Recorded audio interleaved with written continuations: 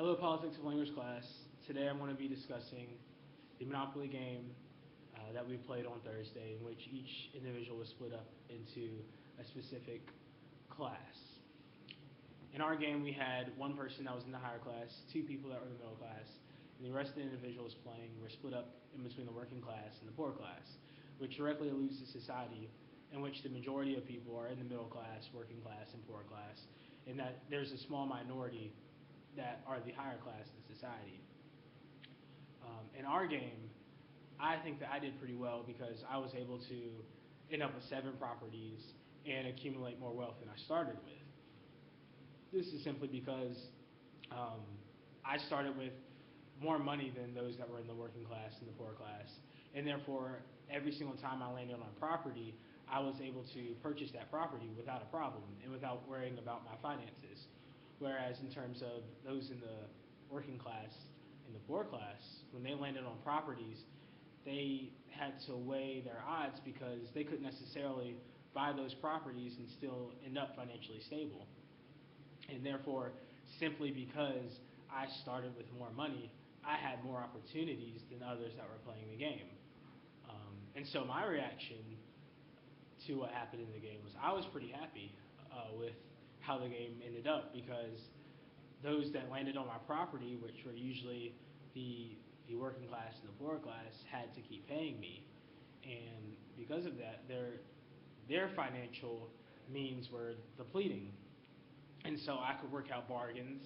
And when they landed on my property, I would say, you know what, instead of having to pay rent, how about you let me have this property, or I'll pay you $200 for this property, and they wanted to gain more money, and so they would give me these properties.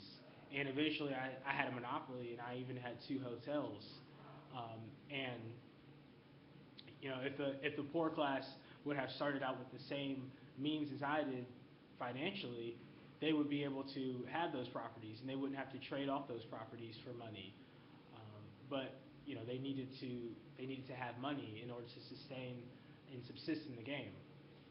And so there weren't any trends as far as upward social mobility or downward social mobility, but we did have Aitana, who ended up going bankrupt. She was in the poor class, and she had to pay rent.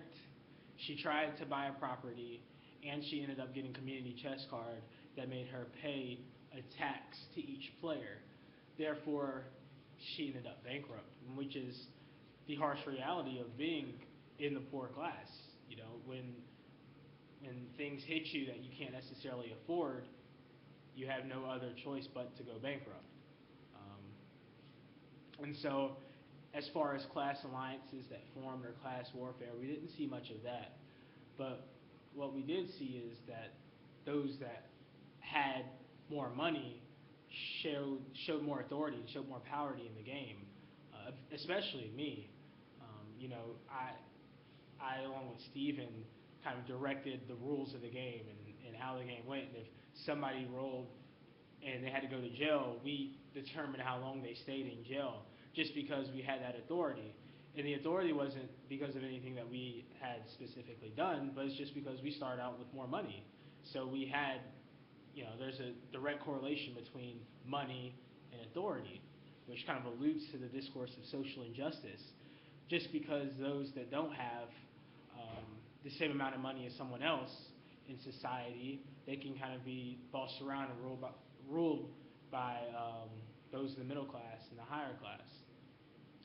And so this tells us that there really is no such thing as a classless society, especially because in Monopoly we see it as being a really fair game. Even though we started out with different amounts of money, Monopoly is kind of one of the most fair games that you can play. But even then, we saw how class was such a big part of who ended up with more money, who didn't, and so we can see how society plays that role as well.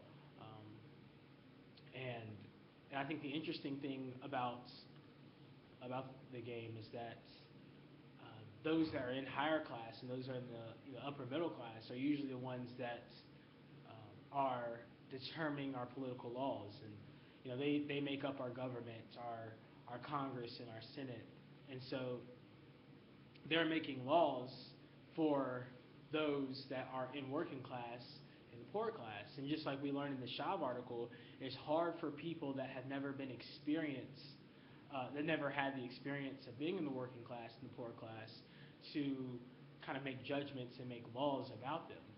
And so, oftentimes there's not much representation or justice for the poor class or working class in these laws.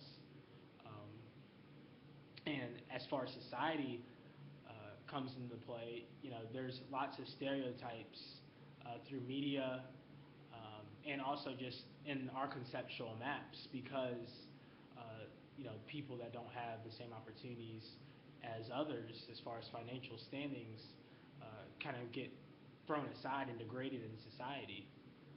And so all of these things, all these factors we're seeing through the Monopoly game. Thank y'all for listening.